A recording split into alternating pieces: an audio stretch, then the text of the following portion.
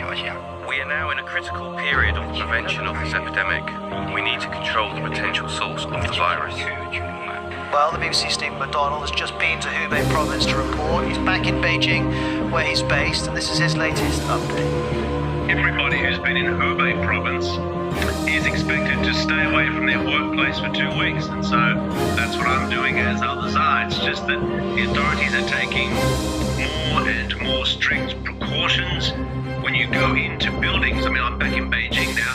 You go into buildings, you're having your temperature checked, whether it be an office building or a building where people live with flats. The streets are very quiet in the Chinese capital. I mean, it's normally kind of quiet for the Spring Festival, but it's very quiet. People are not walking around. They don't want to leave their homes if they don't have to for risk of being infected. There's an interesting comparison with SARS. So people on social media are plotting the trajectory of this coronavirus with the SARS outbreak in 2002. Now it seems that this is a much more infectious virus.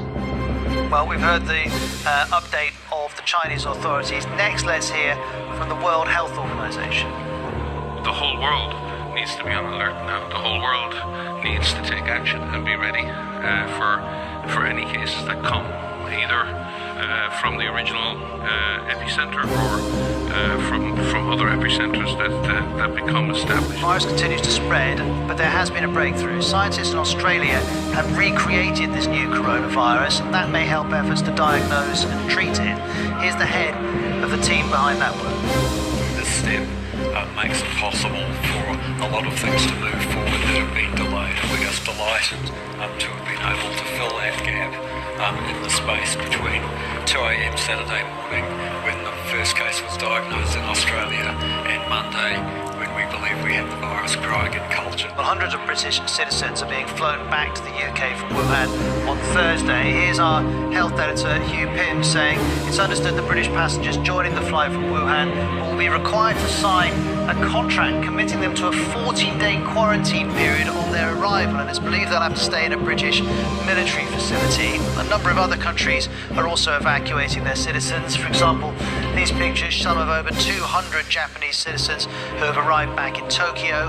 Medics carried out checks on board and at the airport, but no mandatory quarantine is planned. Then we know over 200 Americans, including diplomats and their families, have been evacuated from Wuhan, and they're now going to travel to California, where they'll be quarantined at the March Air Reserve Base. I've been speaking to the BBC's Sophie Long in Los Angeles about this. We don't know exactly how long they will stay there at the moment. We know that they will be housed there for what people are saying a period of time. That could be a couple of days or a couple of weeks. Now, that plane, US government charter plane, left China just before dawn local time. It went via Anchorage in Alaska. So they were screened twice before leaving China. They underwent 2 more screenings in Alaska before moving on again to Southern California, where they are now. Now, obviously a pretty concerning time for all those people on board. 201 US nationals, most of them diplomats, some business people as well. And we're told that when that plane landed in Alaska and the crew said, "Welcome to the United States," there were huge cheers throughout the plane. And Sophie, what's the general advice being offered to Americans if they were considering travelling to China? Well, if people are considering travelling to China, we're currently at a level 3, which means that people shouldn't travel. They're advised not to travel unless their travel is essential. Now, there is one level higher than that, a level 4, which would mean just don't go. So we're not at that stage at the moment.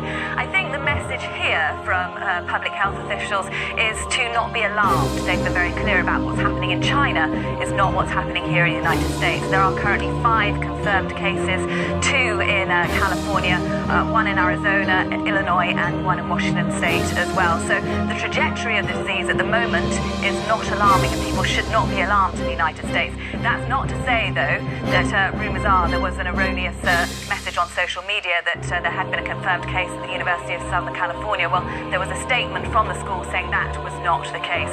So the main message here at the moment in the United States is don't travel to China unless you have to, but don't be alarmed unless you come into prolonged contact, and by that they mean more than 10 minutes in direct contact with a confirmed case.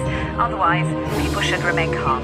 Another story here connected to the coronavirus. In the last couple of hours, World Athletics has announced the postponement of the World Indoor Championships in Nanjing in March due to fears of the coronavirus. The sports governing body is saying it's now looking to stage the event at the same venue in 1 year's time. So this virus having ramifications in lots of different areas. Other developments include British Airways announcing it suspended all direct flights to and from mainland China. That follows United Airlines already saying it would reduce its schedule. Meanwhile, the UK government and its officials have been holding what's called a Cobra meeting to discuss the virus. Here you can see some of the attendees arriving for that. This is an emergency meeting that's called when a national crisis in the UK arises. Often it's related to terrorist incidents or extreme flooding. This time the meeting follows the UK Foreign Office telling Britons to cancel all but essential travel to China. While Australia plans to quarantine its evacuees on Christmas Island, which is around 2,000 kilometres from the Australian mainland. These people who are taken there are going to have to stay in this recently reopened immigration centre. As many as 600 Australians are involved, including around 100 children. They've registered as being in Wuhan or the wider Hubei province. Let's hear from Prime Minister Scott Morrison. We cannot give a guarantee that this operation is able to succeed. And I also wanted to stress very clearly that we may not be in a position, if we're able to do this on one occasion, to do it on another occasion. Well, the decision to use Christmas Island has raised a few eyebrows.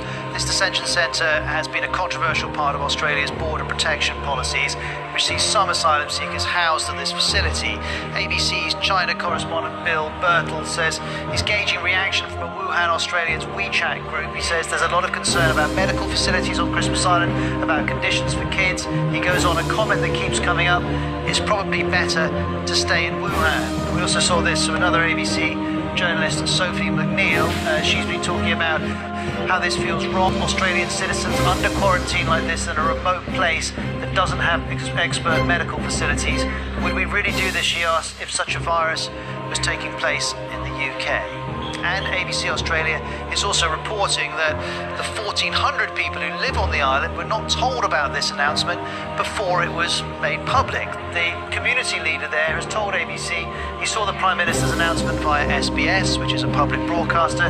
He says regressive colonial-era ideas since 2001 create conflict settlement for innocent people now will be a leper colony, he says, although it is worth noting he's been a vocal critic of the federal government's decisions about the island more broadly.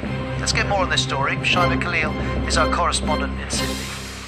This detention center is going to be quarantine zone, if you will. And upon hearing that, many have raised the question of why is it that 600 Australians, including 100 children that traveled with their families to celebrate the Lunar Year, instead of being brought to hospitals, why are they being brought to Christmas Island, about 2,000 kilometers from the mainland? It's actually closer to Indonesia than it is to Australia mainland. And while China is grappling with this ever-developing crisis, it's also taken issue with a Danish newspaper for publishing this cartoon. It's the Chinese flag. As you can see, it has virus germs in place of stars. China's demanding an apology. The newspaper has responded, and of course, I've got a little help here with the Danish translation. It's not coming up, but I was going to show you it. The newspaper saying China wants to control Danish media and has shown no inclination to take down the picture or indeed apologise for it.